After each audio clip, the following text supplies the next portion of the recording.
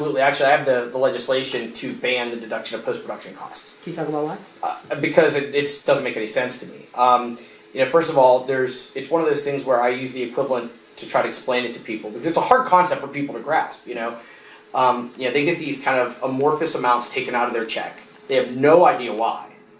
They can't really quantify them. And I look at it like this. It's the equivalent of if you were growing wheat.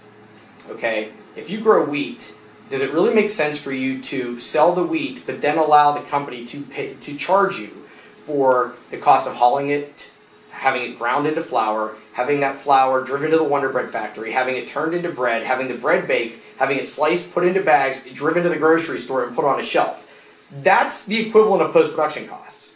Has it hurt a lot of people around here? Oh, absolutely. Oh, because they were anticipating getting X amount of money, and then all of a sudden these deductions start coming out. And they can't, no one will tell them why or whatever. And so I introduced legislation just to ban the practice totally.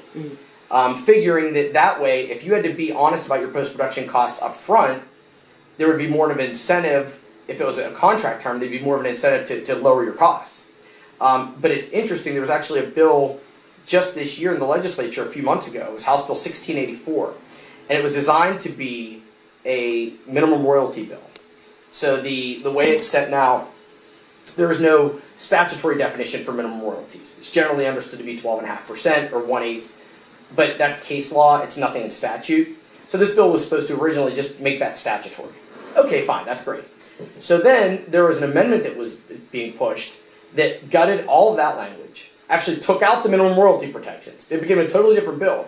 And it became about not allowing leaseholders to have access to the post-production data. So if you went to see it, you had to request it through your lawyer. You had to go and see it privately. You couldn't share it with anybody. You criminalized sharing it. So we've heard of the medical gag rule, stuff like this. We call this the reporter gag rule. And it was knowing the issue as well as I did, we were able to see exactly for what it was.